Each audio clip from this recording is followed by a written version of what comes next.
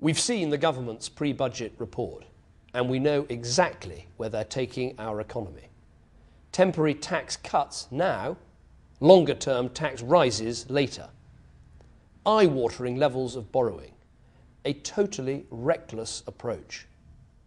Over the next 6 years, they're going to saddle us with more than £1 trillion of debt. Their strategy, if you can call it that, it's shocking, it's unconvincing, and it's depressing. The sheer level of debt is shocking. This year they're borrowing nearly £80 billion. Next year it's nearly £120 billion. That's an extra £4,000 for every family in the country. After all the years of growth, all that time to save, all those lectures on prudence, this is what it's come to. Other countries, after the good years, have got surpluses. We don't. Their half-cooked plan is also completely unconvincing. They're gambling billions by giving you some money now, but taking it away later. It's a spend now, pay later budget. But who's going to spend now if they know they're going to have to pay more later? People aren't stupid. They know that the government is giving with one hand and taking with the other, and they're not going to fall for it.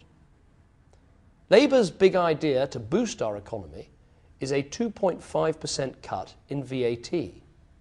But if the Chancellor or the Prime Minister had been on any high street in Britain recently, they would have seen that all over the place shops are offering 20% off, 30% off, real price cuts that dwarf what they're doing. So the government's answer, borrowing money to cut prices when they're already coming down, is completely unconvincing. And their plan is depressing too. As I watched the Chancellor reel off the billions he's going to borrow, I thought this is irresponsible old Labour all over again. Their plan isn't a way forward out of this crisis, it's a way backwards to the battered public finances of the 1970s, the last time a Labour government messed up our economy. They never learn the lessons of the past, and they never stop taking and taking and taking from the taxpayer. Labour told us about their tax on the rich.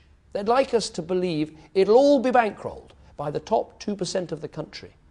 But it's simply not true. When their borrowing bill comes to the table, we're all going to be picking up the tab. Under their national insurance plan, anyone earning over £19,000 will be hit by higher taxes in just a couple of years' time. That's nurses, teachers, police officers, nannies, doctors, all middle-income earners who cannot afford another clobbering.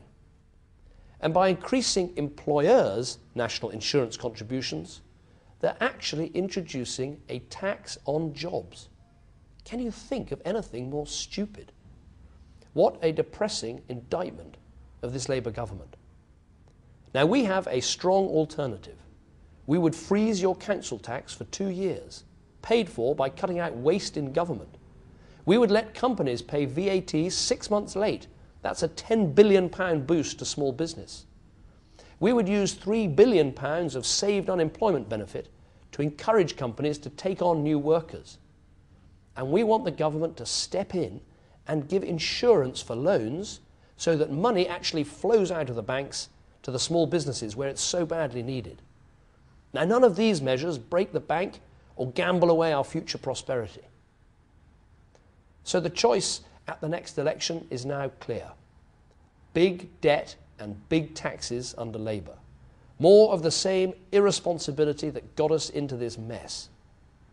Or with the Conservatives, getting a grip on public spending, getting taxes down and keeping them down.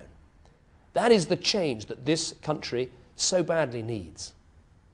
And if you want to join our campaign for change, talk to your family, talk to your friends, talk to your workmates. Get as many people as you can to visit our website, www.conservatives.com. Become a friend, become a member, become an activist.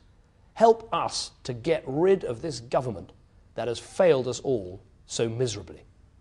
Thank you.